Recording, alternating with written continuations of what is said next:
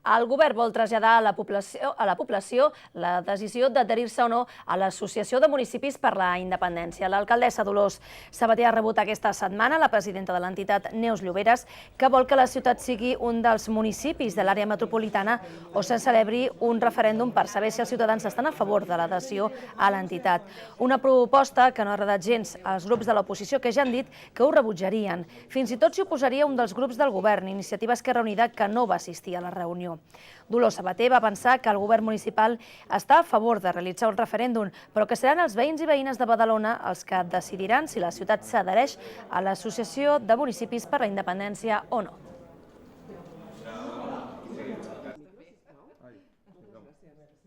Badalona decidirà si s'adhereix o no a l'AMI en funció de la seva població, i això ja ho vam, en el seu moment vam dir que aquesta era l'opció, de la línia de govern de donar veu al poble, que sigui la participació i la veu de totes les persones les que ens portin a prendre una decisió. El que volem és, en tota aquesta zona de l'àrea metropolitana, els grans municipis de Catalunya, proposar als alcaldes i alcaldesses que consultin a la ciutadania si creuen convenient entrar o no a l'AMI. Més d'un centenar de famílies s'han manifestat aquesta setmana a Montigalà per denunciar que 21 nens s'han quedat sense plaça a un centre de secundària pròxim al seu lloc de residència. Els pares denuncien que el Departament d'Ensenyament els obliga a inscriure els fills a l'Institut La Pineda, a Sant Cris, un fet que els preocupa per la llunyania d'aquest centre i les dificultats per arribar a peu. Les famílies asseguren que no matricularan els seus fills d'11 i 12 anys a l'Institut La Pineda i no permetran que les classes comencin el dia 12 de setembre al Ventura Gasol si els seus fills no són admesos en aquest centre. Els pares asseguren que compten amb el suport de la direcció de l'institut, ja que demanen que s'afegeixi una línia a l'Institut de Montigalà on asseguren que hi ha una aula buida. Les mobilitzacions continuaran mentre Ensenyament no els doni una resposta. Si no tuviéramos posibilidad de meterlos todos en el Ventura, pues vale, pues te conformas, pero es que hay sitio y la dirección está de acuerdo. Entonces, que no miren a un número, miren a niños con familias y que tienen un problema, y el problema es que no se pueden desplazar hasta allí, son pequeños. Per la seva banda, la Federació d'Associacions de Mares i Pares de Badalona els dona el seu suport, tot i que recorda que en el passat Consell Escolar Municipal ja es va arribar a l'acord de treballar per una reformulació de la zona educativa de Montigalà, ampliant almenys una línia de secundària a l'Institut Ventura Gasol o bé al Pau Casals. El president de FAMPAS, David Guerrero, lamenta que el departament no assumeixi el seu compromís i doni l'esquena a les necessitats de les famílies badalonines. El govern municipal ja ha traslladat a serveis territorials la necessitat d'estudiar els casos d'aquests 21 alumnes que el programa informàtic de preinscripció escolar ha assignat a l'Institut La Pineda. Recordem que l'executiu local no té competències per a obrir noves línies ni modificar-les. I seguim parlant d'ensenyament perquè la Generalitat ha decidit tancar dues línies de P3 a la ciutat de Badalona, concretament a l'Escola Feliu i Bagués, del barri de Llefià, i al Baldomer Solà de Sant Roc. Ambdós tancaments responen a la manca de demanda en aquests centres educatius. Recordem que el Departament d'Ensenyament ha esperat aquest any a tenir les dades de la preinscripció als centres d'infantil i primària per anunciar els grups que s'eliminaran. Les FAMPAS alerten, però, que, contràriament a aquesta situació, les escoles Lola Anglada i Artur Martorell del districte 1 no tenen suficient capacitat per absorbir tota la demanda. És el cas de 7 famílies que havien demanat accedir a un centre escolar públic a la zona i que hauran de traslladar-se a centres com el Ventós Mir o el Salvador Espriu, dos centres que no pertanyen a la mateixa zona educativa.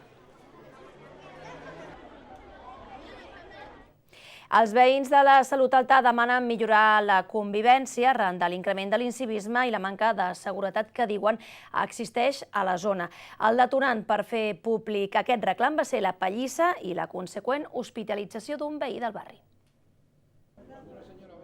En Ramon, de 57 anys, va arribar al portal de casa seva i es va trobar amb un grup de 5 individus apallissant a un jove del barri diumenge passat, prop d'un bar al carrer Pau Piferrer. Davant d'aquesta situació, en Ramon va intercedir en favor del noi. Aquesta acció li va costar una agressió i la conseqüent hospitalització a l'Esperit Sant de Santa Coloma a causa dels danys. Y bueno, se increparon hacia él, le engancharon y en el momento que le cogieron, entre 5 personas le estuvieron pegando puñetazos en las costillas, le dieron golpes en la cabeza contra el vehículo de aquí. Els veïns de la zona es queixen de que han de conviure amb aquesta inseguretat i reclamen més patrulles i presència policial durant la nit. Estos individuos incívicos que quieren derechos pero no quieren obligaciones. Aquí tenemos todos derechos pero las obligaciones las tienen que cumplir.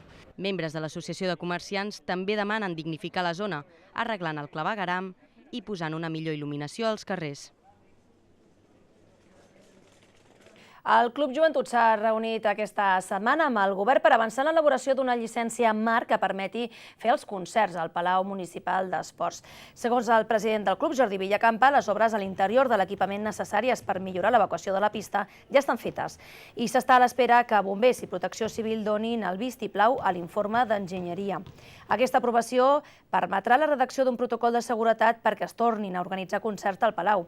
Villacampa confia que la situació se solucioni el més aviat possible, però explica que no entén com l'Ajuntament ha programat aquesta setmana una trobada de dansaires on participen 7.000 nens si l'equipament no té llicències per a activitats no esportives.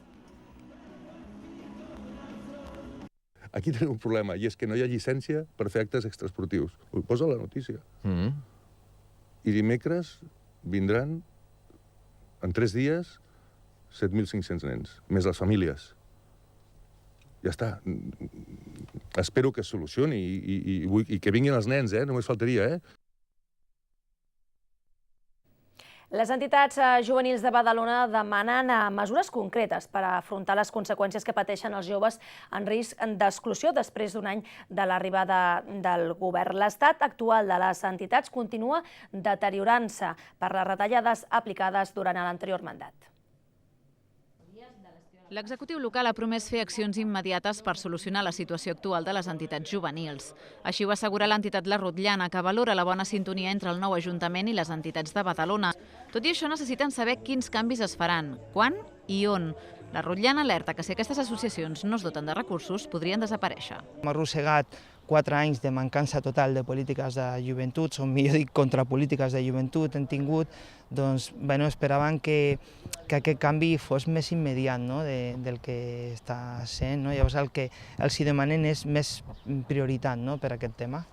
Entre algunes de les necessitats n'hi ha d'urgents, diuen, com els convenis i les subvencions, que actualment no són suficients per cobrir les despeses, i també els subministraments bàsics dels locals on es troben. El tema de convenis, nosaltres estem fent molta tasca social, que a canvi d'aquesta tasca social hem de viure a través de subvencions. Les subvencions ens creen una inseguretat perquè mai saps si les cobraràs, si no, quan les cobraràs, i llavors ens creen molta inseguretat a les entitats juvenils. Una altra de les demandes de les associacions és que el govern replantegi els concursos de programes dels casals juvenils i que siguin les mateixes entitats del territori les que ho gestionin. El projecte de la nova seu de Fundació Badalona Capaç es portarà a aprovació inicial abans de l'estiu. La Fundació Badalona Capaç passarà a disposar d'unes instal·lacions de 1.600 metres quadrats al barri de Sant Roc a unes de 3.900 al barri de la Morera. Les futures instal·lacions seran el centre ocupacional més gran de Catalunya, amb una capacitat d'almenys 300 persones amb discapacitat intel·lectual i més de 70 professionals treballant-hi. Així ho ha anunciat el director de l'entitat, qui ha assegurat que el retard d'un any de l'inici dels treballs ha estat degut al canvi de govern.